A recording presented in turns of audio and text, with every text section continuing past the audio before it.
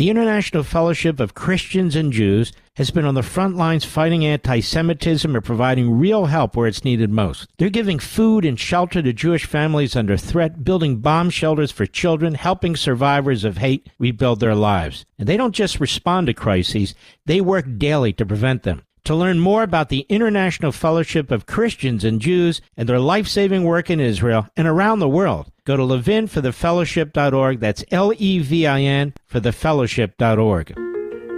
Mark Levin and the International Fellowship of Christians and Jews bring you On the Front Lines. Welcome, folks. I'm Mark Levin with our friend Yael Eckstein. She is the president and CEO of the International Fellowship of Christians and Jews. I'm just a little talk show guy, and our program here, our shared podcast, is On the Front Lines. We've had a blast doing this. I hope you pass the word out there. And what I'd like to talk about today, Yael, is this: the moral, spiritual basis for taking on Jew hatred, and by the way, it's spreading to Christian hatred, hatred of the State of Israel, the holy sites, and then conversely, there seems to be some receptivity to Hamas and Islamism and Marxism and all these very, brutal genocidal ideologies and so forth. So it's a spiritual war. It's a moral war, is it not? You couldn't have said it better, Mark. It's something that is terrifying to see that it's repeating itself, because what we've learned from history, if anything, when we look from the scriptures all the way to the Nazis and communism, is that in every generation, moral crisis demands a response. It's not just a threat to Israel, what you're describing.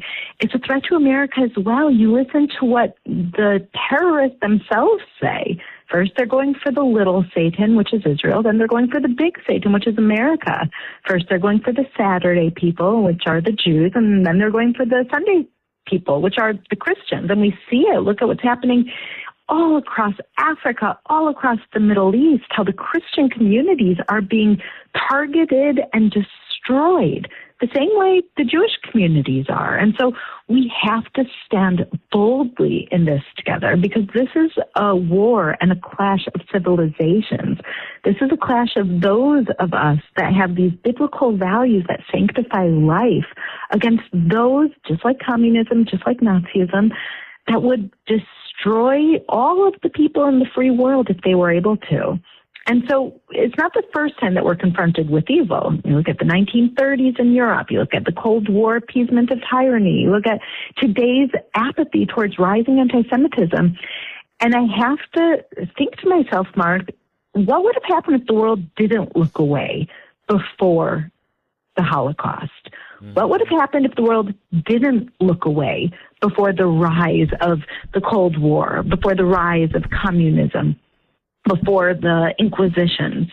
There's one lesson that we have to learn from history. It's that today's moral relativism and political cowardice creates the very same conditions I'm talking about that allowed the hatred to spread before. We know that history repeats itself, and I pray that we won't fail this time, Mark, that Jews and Christians will wake up to what's happening quickly in front of our eyes, and that we will have a response that's full of love, full of hope, full of godliness, but that's strong. I lay before you life and death. Choose life.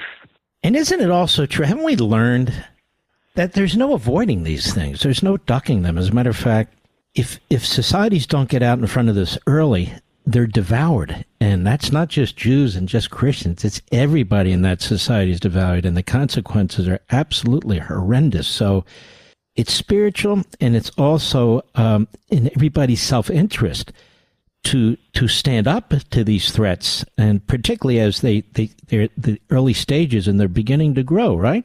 Certainly feels like it, doesn't it? And so we see that darkness growing, but Mark, you and I both, we also see the light growing. You know, I always say that during the Holocaust, the Jewish people have remembered for over 80 years and will remember forever the heroes from the Holocaust, the righteous Gentiles. In Jerusalem, there's an entire forest that's planted to remember the righteous Gentiles, like Corrie ten Boom, like Pastor Dietrich Bonhoeffer. And today, we don't know the names of every single righteous Gentile because some people estimate there are over 300 million of them around the world. And so darkness is growing, but so is light. And Dietrich Bonhoeffer, Pastor Bonhoeffer, he said, God is not a God of the emotions, but the God of truth. And he might have said that decades ago, but I can't think of a time where it's been more relevant, as we have podcasters and people that are calling themselves experts that are playing on the emotions of people. They're trying to reframe scriptures to make God a God of anger and evil, that changes his mind, that takes revenge, that doesn't want us to do good, but wants us to stand against each other. Pastor Bonhoeffer warned, that's not God. God is not a God of emotions. He's a God of truth. And when we look in the scriptures, that truth is very clear, both in the Old Testament and in the New Testament.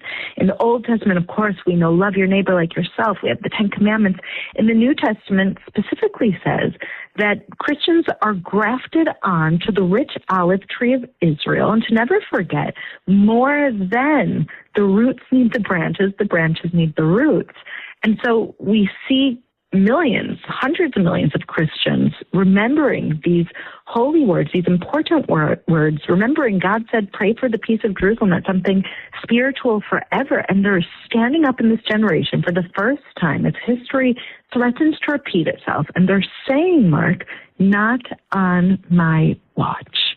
You know, we folks, we watch movies, we read books, we hear about the great heroes of the past, great heroes now. And in many of the cases, Yael, they're common people, they're average people, they're doing their thing, and they see something that's confronting them and society and so forth, and they decide to take a stand where others won't.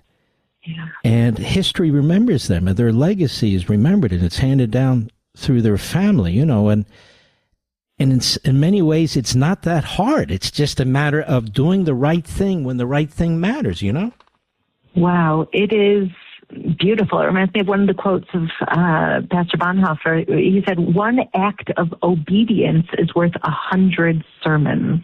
That it's time to act, not just to talk. And the Bible doesn't call God's people, us, all of us, to be quiet in the face of evil. We see that Esther risked her life to save her people, and she went down as a hero forever. Daniel stood firm in Babylon, hero forever. The prophets who spoke truth, even when the people turned away from God. We see that one person, one obedient heart can change the fate of a nation. And so when we have people like you, Mark, who are so bold and brave in declaring the truth, even when it's not what's hip, what's cool, what's expected, what's accepted. When you speak truth, people listen. And we see Jews and Christians speaking these words of truth, and even Muslims who have come from this oppression. We have, of course, the son of Hamas, one of the heroes of Israel, who was raised in the household of Hamas terrorists. His father was one of the founders of Hamas. He left it unapologetically to warn the world of what's coming if we don't denounce this darkness. And so people are waking up, and I think that's what it means in the scriptures when God says, I lay before you life and death, choose life. And together, by standing up against this evil, we're choosing life. And of course, what I'm privileged to do every day is feeding the hungry, clothing the naked, sheltering the poor, placing bomb shelters across Israel for children, bringing food boxes to Holocaust survivors, bringing Jewish people in Aliyah, just as Isaiah foretold and Ezekiel, bringing them from places like Ukraine and South America and Arab world countries that I can't even talk about, bringing them to Israel to show the love of Christians, the hope of Christians, the light of Christians. This is the answer to the darkness: to pray, to speak out, and to act. And you know, just to build on what you said there, the more Christians who go to Israel, the Holy Land, and see the respect that Christian holy sites receive by the Israeli government, the IDF, the Israeli police, how those sites are protected, how those sites are looked after, which of course we know the opposite was true when Jordan and some of the other Arabs had control over, say, Jerusalem and so forth. I have found that when Christians go there and they see these things, their eyes are really wide open. And for many people, they have this spiritual connection with the Holy Land too. Have you experienced that? It is so inspiring to see Christians walking this land, their spiritual homeland, for the first time. Actually, just last week, there were over 200 Christians who came to Jerusalem for the Christian Media Summit. And of course, we brought one of our mutual shared friends, Ben Ferguson, who's another great defender of Israel and America and freedom. And to see them going to the Garden of Gethsemane and walking around the Old City and going to Nazareth, going to all these Christian holy sites and seeing, number one, how Israel has the only growing Christian population in the entire Middle East. That you see Christians walking everywhere freely and praying and with crosses and at their holy sites and on the streets, in Jewish holy sites. At the Western Wall, you'll see Christians praying and worshiping in freedom. To see them both witness the freedom that Christians have in the Middle East and to see how these holy sites have been rebuilt and very, very, very preserved. And when I say preserved, I mean from an archaeological standpoint, but also from a security standpoint. Because, Hamas and all these terror organizations of the Palestinians, they aren't murderers because they don't have a state, but they don't have a state because they're murderers. And not just murderers of people, but murderers of history. We know, for example, in Jerusalem, when Jordan had Jerusalem between 1948 and 1967, that there were relics from the temple period that were dug out and intentionally destroyed. They dug out tons of garbage trucks worth of dirt from under the Temple Mount. That's where the Holy of Holies in the temple stood. And it was actually just by luck that they went and dumped it just, on some mountain in Jerusalem, and Jewish archaeologists found it, went through it, and that's how we have a lot of the relics. But we know so much of them were destroyed, both from the Jewish period, from the times of Jesus, of course, during the Second Temple, and all of our history, from the Mount of Olives to the Old City of Jerusalem to Nazareth, if Israel wasn't preserving it right now, it would be completely destroyed by those forces that want to pretend like Jews and Christians don't have a foundation on this holy land. And Israel doesn't have to be pressured to do this. Israel does it because Israel believes it. And in fact, this is why Israel sends its army into Syria to defend Christians and Jews and others. This is why Israel has sent its army throughout the years into Lebanon to try and protect the Christians there when their government was overthrown. And there is this symbiotic relationship that goes back thousands of years right up to this moment. You're listening to Yael Eckstein, the president and CEO of the International Fellowship of Christians and Jews. I'm so honored to be associated with these folks. ifcj.org. You can check them out now. I encourage you to do that. ifcj.org. This is our podcast, our joint podcast with Westwood One and IFCJ, On the Front Lines. We'll be right back.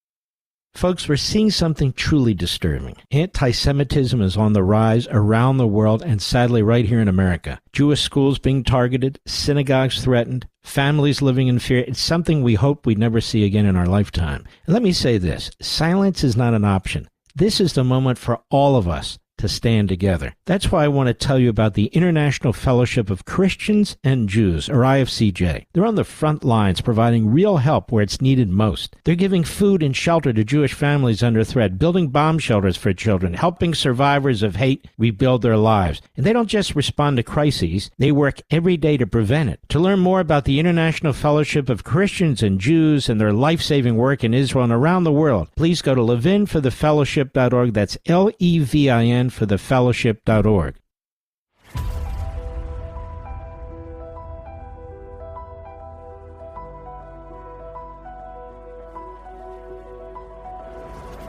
Welcome back, folks. I'm with Yael Eckstein of the International Fellowship of Christians and Jews. She's the president and CEO.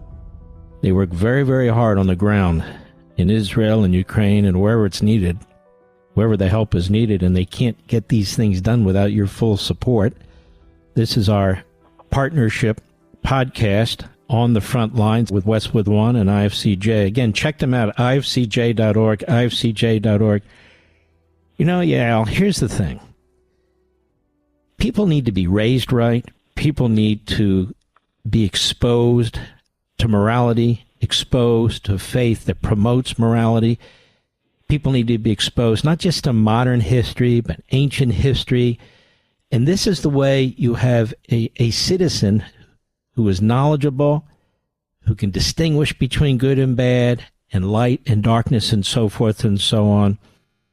My concern, I'd be curious to know what you think, my concern is there's not enough of that going on. It's going on. There's just not enough of that going on because we have these counter-prevailing efforts to do the opposite. In other words, evil efforts to indoctrinate, to destroy these connections with history, these connections between Christians and Jews and so forth. What is your take on this? It seems like it's a very intentional strategy of trying to divide us. And for those of us who see behind it, we see through this strategy, it's almost laughable because it seems so ridiculous. Like, are our youth trying to be convinced that Hamas is good for the Palestinians? That's kind of like convincing them that ISIS is good for the Iraqis, or that any of these terrorist leaders are good for the countries that they have taken hostage. In the name of social justice, they're breaking apart the real social justice. Jews and Christians believe in the sanctity of life. We have stood together in the past 40 years at least, through the fellowship, for example, through the International Fellowship of Christians and Jews, in love, in inviting more people to join this fellowship, this bridge, this unifying force of people who want to start a new reality, build a new future, one that's based on brotherhood, based on this messianic vision of standing together as God's children in truth, in love, in knowing and studying the scriptures. And we've gotten so far. We're living in prophetic times. Just the fact that we're talking about the state of Israel is part of prophecy coming to fruition. But there are those, I believe, it's spiritual warfare, those forces that are spreading the spiritual warfare that want to break this apart because it's holy. Darkness doesn't like light. And we know from Pharaoh to Haman to Hamas, the names change, but the spirit of hate remains the same. And so what we have to remember now is that God's covenant is forever. His promise is forever. His redemptive plan is already in place. And he's calling on us to recognize this spiritual evil that every generation has faced in its own way, that looks different now, but that he's calling us during these very, very, very prophetic times to stand with his word, to not turn our back on him and his scriptures that have been passed down for thousands of years. He's calling on us to call good, good, and evil, evil, to define them both clearly, and for people of faith to stand together stronger now than ever before. And so, Mark, when I always believed that the mission of the International Fellowship of Christians and Jews was important, of Jews and Christians coming together to bring hope, to bring food to Holocaust survivors, to build soup kitchens across Israel, to build bomb shelters at children's schools in Israel, to protect the hospitals that are being hit by rockets. I've always felt like that was important. But now more than ever, as we see a very intentional strategy trying to tear us apart, I think that standing unified right now has more long-term ramifications than we can even realize. I believe God is looking during these days of madness, of spiritual warfare. I am counting one by one who's standing with me and who's standing against me. Yeah, that's beautifully put. When we come back, I want to really focus in on this, because what you're talking about is, we talk politics all the time on TV and radio and among ourselves, and that's important. But the missing element here is deeper than politics. Politics is sort of the end result of the spiritual. We have to keep in mind and stay laser focused on the spiritual, what's happening to the spiritual, and how we promote the spiritual. So we'll be right back, folks. I'm talking to Yael Eckstein. I am Mark Levin. She's President and CEO of the International Fellowship of Christians and Jews. You can go to ifcj.org and check them out. I hope you will. We'll be right back.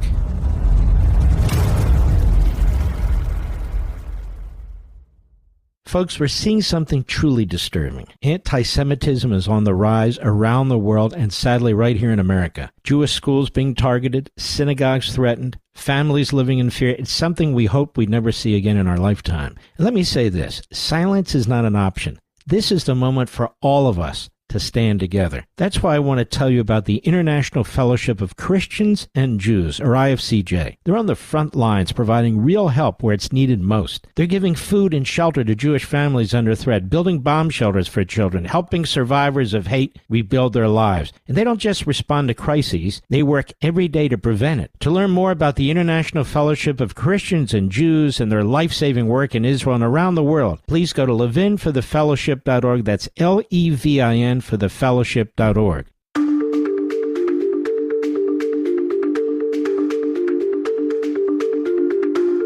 Welcome back, folks. Yael Eckstein is the President and CEO of the International Fellowship of Christians and Jews, and I am Mark Levin with Westwood One, and we've developed this partnership, this podcast partnership, which I'm very proud of. It's called On the Front Lines, and we try to bring together people of two faiths, really people of all faiths, to explain what's going on in the Holy Land and beyond, and in this fantastic group that's in the middle of all of it, trying to do the things that God would want us to do, International Fellowship of Christians and Jews, and to bring us together now more than ever. Because what we are facing today, at least in my lifetime, we've never faced before. Now, we have faced it as a country, we've faced it as a world before, but it is really crystallized and intensified right now. So the International Fellowship of Christians and Jews is right there in the center of it, at the point of the spear, and I couldn't be happier that we're working with them. And so I want to ask you this, Yael, which is this: the choice before us. The whole world, the West is under attack, even though I don't think some of the West realizes that as they're being devoured. Israelis understand it. Many of us in America understand it. I think Europe is a huge problem. So this is what really determines whether nations survive as free and spiritual and so forth, or if they descend into darkness, as they've done in the past. And so the focus needs to be, yes, on political, but first and foremost on spiritual, don't you think?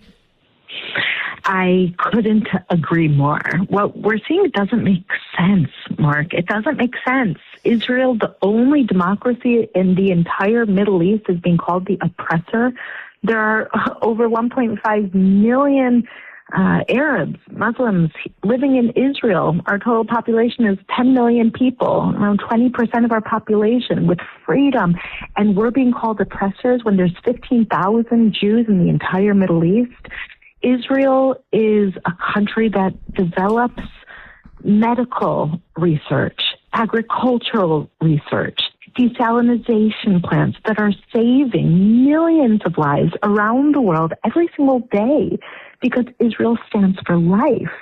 And I think that we all realize when America and Israel stand together, we are strong because it's spiritual. We stood together recently in strength, but with an arm reached out for peace, and we got every single one of the living hostages that were held in Hamas captivity for over 2 years, we got them back. Just a few weeks ago, we got the body back of an American boy who was held and killed by Hamas in the Gaza Strip and was able to have a burial with his family, finally. Why? Because America showed strength. There's a verse, Hashem oz le'amo yitin, Hashem yivarech et amo b'shalom. The Lord blesses his nation with strength. The Lord blesses his nation with peace. When we stand together, knowing spiritually our values, right from wrong, good from bad, light from darkness, then we're able to show strength in the right ways. We are good to our friends, and we are strong with our enemies. We are bringing in and empowering those that are going to bless our society with the values, and we are setting restriction with those that are not and are going to tear it down.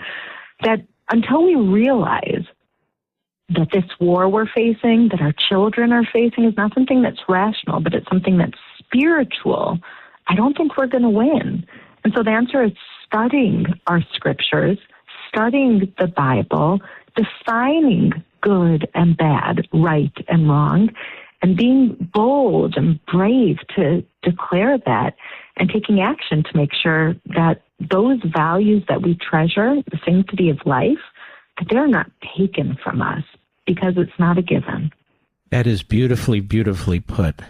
You know, the thing is, at least in America, most Americans are people of conviction.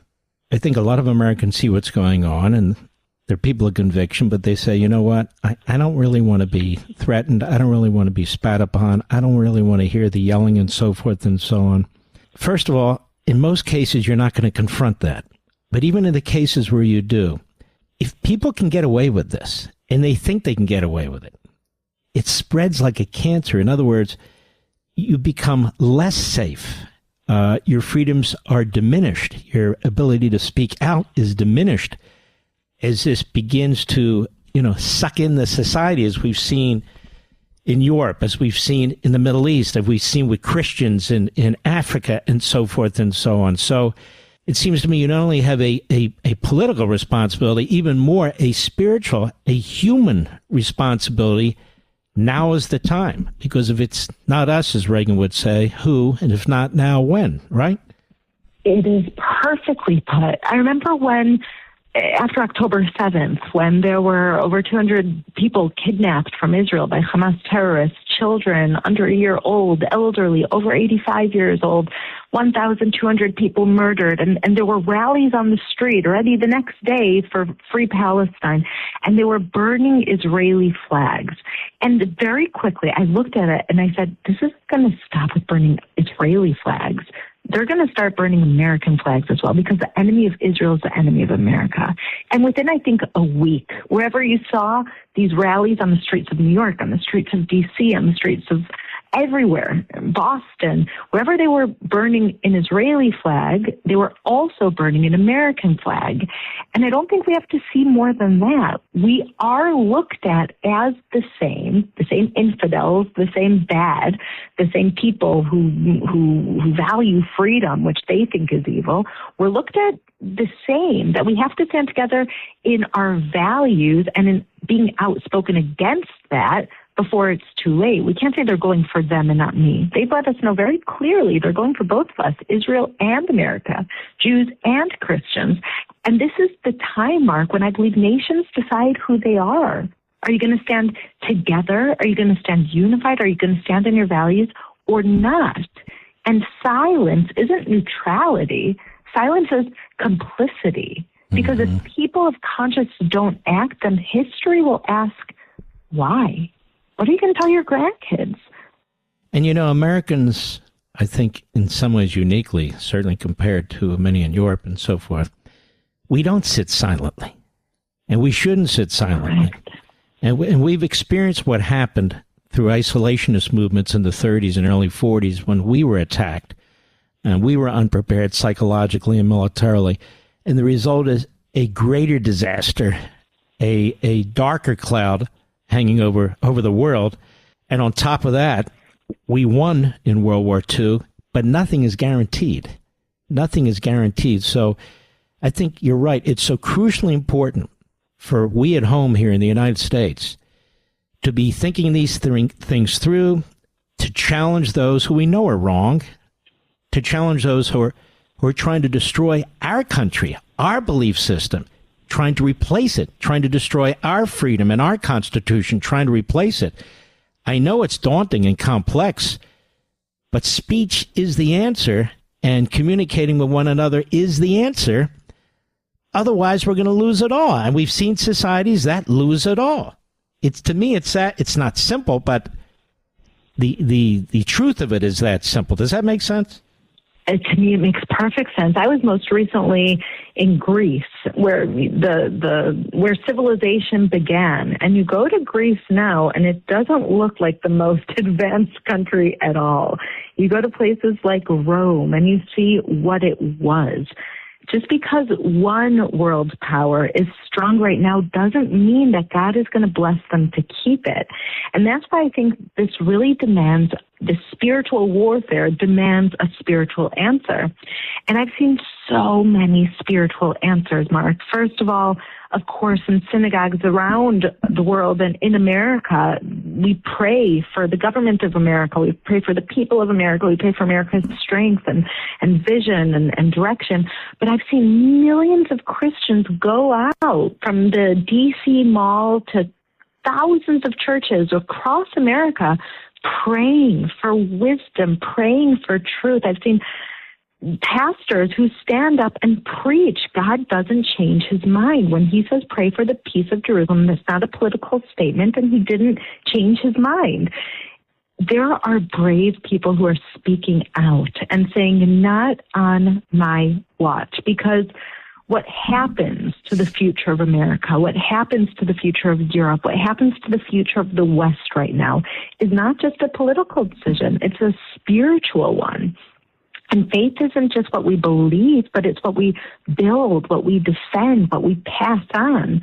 And so I can tell you here in Israel, when I go out to hospitals or to visit elderly Holocaust survivors or to go and help orphans, and I say, this is made possible by millions of Christians in America who are praying for Israel and feeding into Israel and taking a part in this miracle of Israel to feed the hungry, to clothe the naked, to shelter the poor. Their eyes go wide open, Mark, and they say, there are millions of Christians in America who love us. And I say, yes, they have not turned their back on Israel. They have not turned their back on God.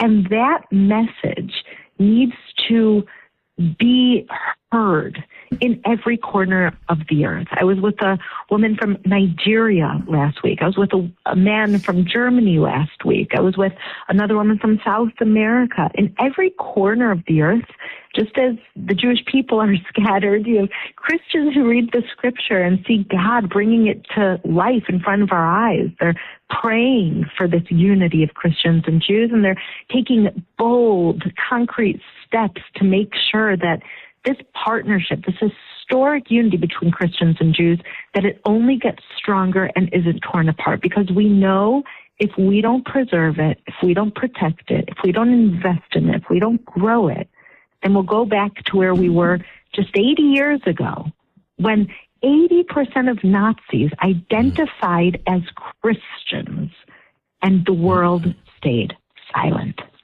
Well, Yael, I want to thank you for everything you and your group does, and I hope you'll give them our best here on this program. We talk about you and them often, the International Fellowship of Christians and Jews. Folks, please check them out at ifcj.org. It is really a blessing what they're doing, and any little bit that we can do to help them makes a big difference. And they are, I think, they are one of the most effective, if not the most effective group on the ground in the Middle East and elsewhere, helping people who need help desperately so. You got a lot of organizations out there that push out white papers and so forth. That's not them. They push out food and shelter and clothing and try and protect so many people with these various bomb shelters and so forth. So it's a wonderful organization led by, as you hear, a wonderful young lady whose father founded this organization, took it from an idea and made it a reality. We Americans believe in that sort of thing very, very much. Again, it's ifcj.org, and this is On the Front Lines, our joint podcast with Westwood One and IFCJ. Yael Eckstein, God bless you, my friend. Give everybody our best and be safe. Thank you so much, Mark. God bless you. Thank you for listening, everyone. See you next time. God bless. To learn more about the International Fellowship of Christians and Jews, visit ifcj.org.